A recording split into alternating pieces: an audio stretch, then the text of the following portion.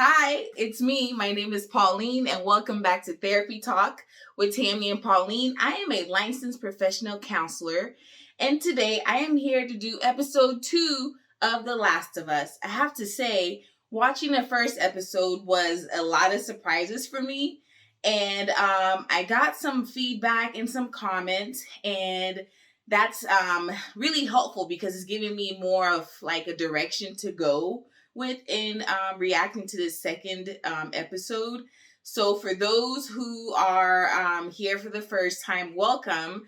And you can catch the first episode of my reaction up here. So check it out and let me know what you think. But in this second episode, I want to talk a lot more about, like, let's cover some grief. Let's cover acute stress disorder. Let's even cover some PTSD, because what we've seen so far, there's been a lot of trauma, there's been a lot of stress. So I want to really focus on those three things, maybe more.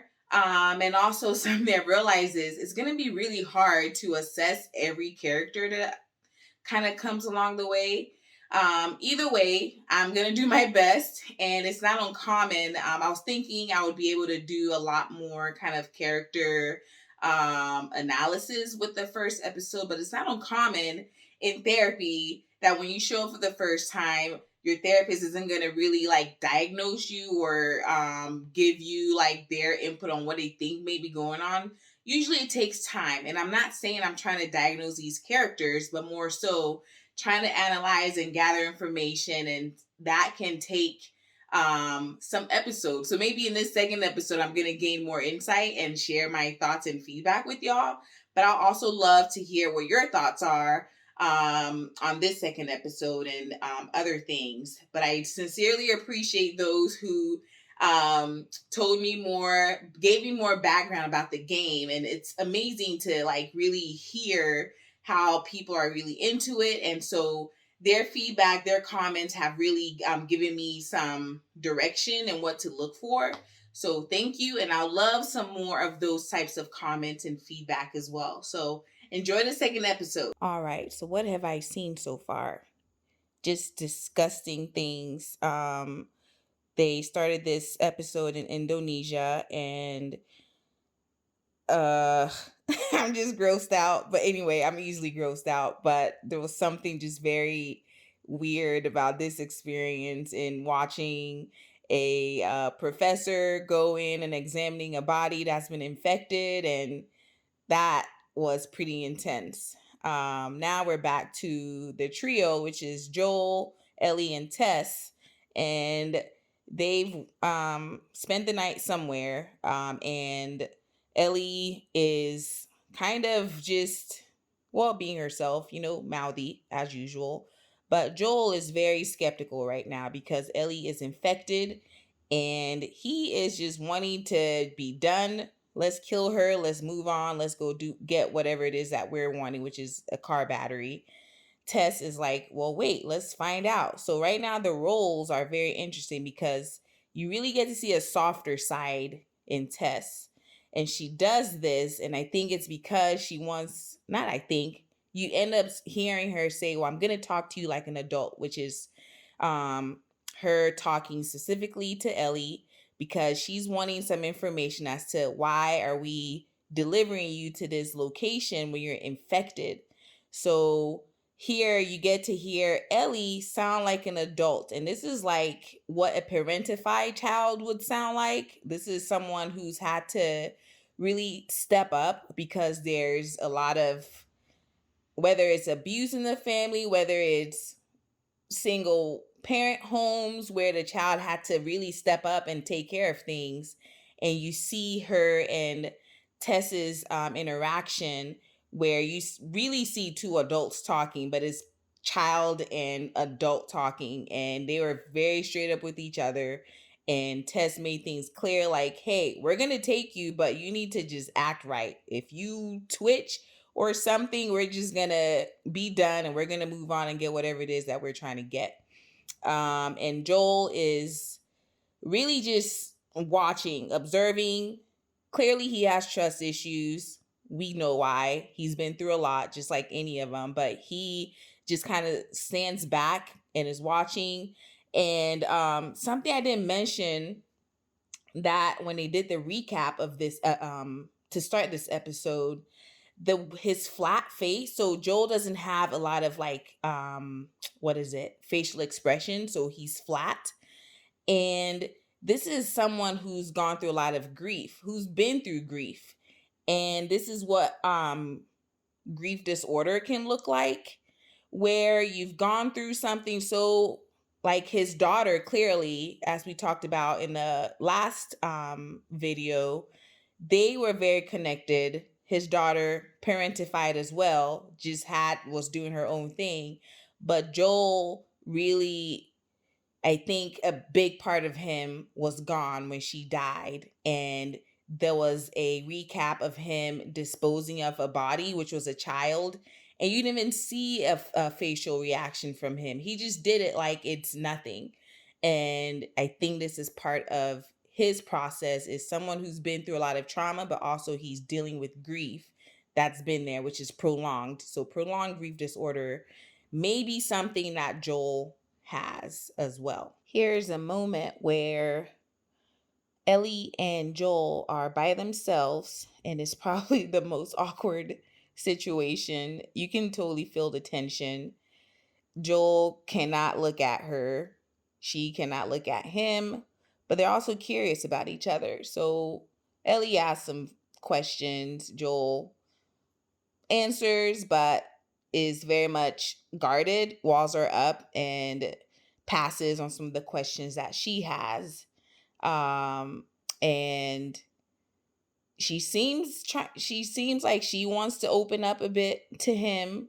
Clearly, they've both been through a number of things. And one of her questions, which was cut off, was, so what happened last night? So, which is the moment where he basically blacked out and started punching that guy, which I don't know if he lived or died, but she's curious about it. And throughout the episode so far, they'll kind of zoom in on his hand that he was punching with, and he's feeling the pain, and obviously there's something there, but they haven't really had a chance to talk about what happened the night before.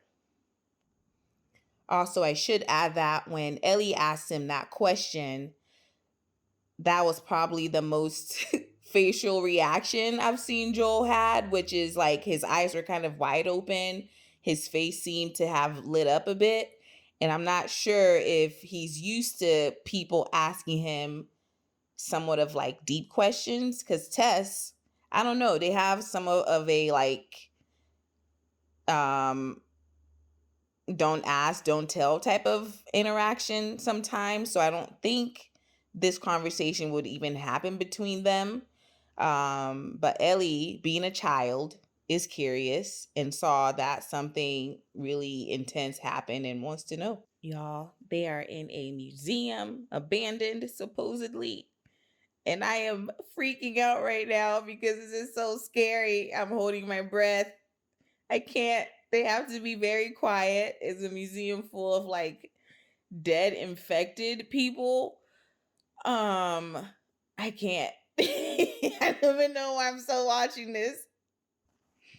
Now they are trapped. They are trapped in a room and they just heard a sound. Oh my God. I can't, but I will. Okay, wait. And the sound is kind of like it reminds me of Jurassic Park. If you know the sound I'm talking about, you're a goat.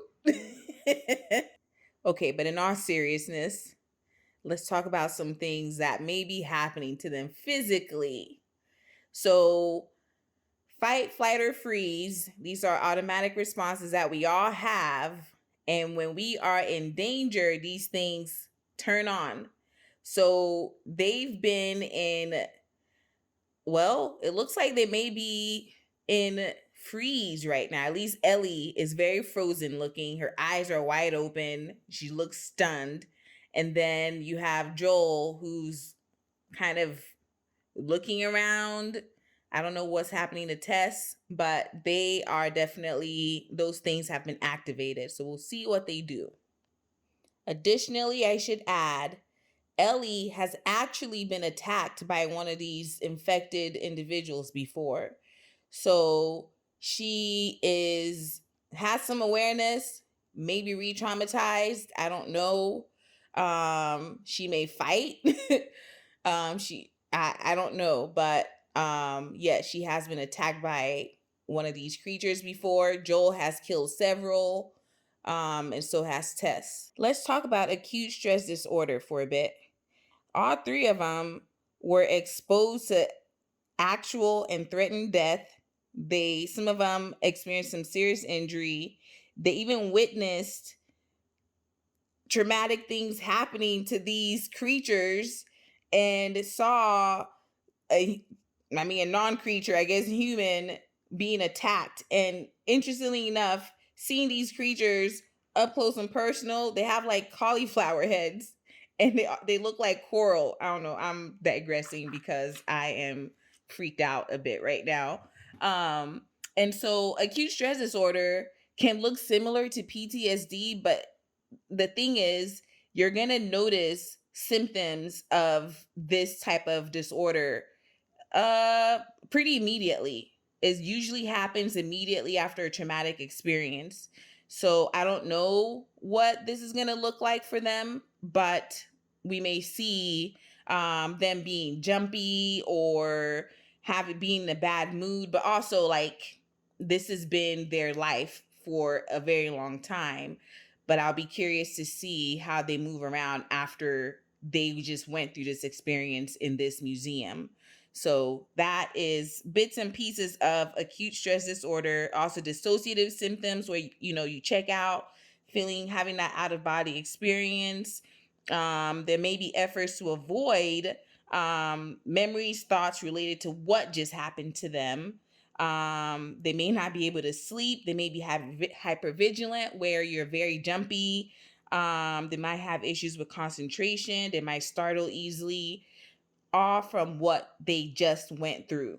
So not talking about post-traumatic stress, which is after the traumatic event. This one is acute, meaning that it's going to happen immediately after that traumatic experience all three of them went through. I want to add this sentimental moment that just happened between Joel and Ellie as we were watching or looking over at the skyline. And once they were leaving, Joel looked down at his watch that his daughter gave him years ago on his birthday. And I think we're getting glimpses of Joel come to life a little bit.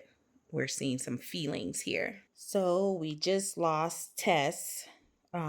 She was actually bitten in the attack in the museum. And both Ellie and Joel had a very emotional reaction to knowing that they're not going to be with her anymore. And we saw Joel freeze actually, and Tess actually brought him back to reality as she grounded him and said, hey, you got to keep going. You got to take her. You got to change the world. And as soon as she finished saying those words to him, Joel just took action like we've seen him do before and grabbed onto Ellie, who was having such a reaction that let's not leave her. We can't leave her. And it's so interesting to see Ellie in this way because she only just met these people and already you can see how attached she is to them because she hasn't really had adults in her life that she has been attached to or been cared for by these two strangers who seem like they didn't want her around and were only taking her to get what they needed, but they all have some type of connection. And sometimes trauma can do that, bring people together. And here we see Tess took the ultimate sacrifice and created some space between them and the creature so that they can continue on in the journey. All right. So barely made it through this episode, but made it. Joel has lost another significant individual in his life, and I'm curious as to how he's going to bounce back from that. and probably bounce back is not the right term, but that's what's coming up. That was a lot for me. Honestly, I wasn't expecting Tess to leave the way she did, but if you look at the cover of the show, you only see Joel and Ellie. So I figured something like that was going to happen, but I did not expect her to leave the way she did. Anyway, thank you so much for sticking this out with me. I will do episode 3. I'm kind of apprehensive about it after watching this episode. I don't feel too good right now. I feel uncomfortable. My hands are cold, and when I get very anxious, my hands get cold. So I sincerely appreciate you watching this with me. I would love to hear your thoughts, your insight around what's going on about these characters and things like that. It's so interesting. Something I found out was how the virus connects the creatures that are created out of the virus. And so that, I don't know, I think there's something symbolic around that, and maybe that can come up some other time. But thank you for watching this, and I'll see you in episode 3 and in the comments. Let's talk. Okay, bye.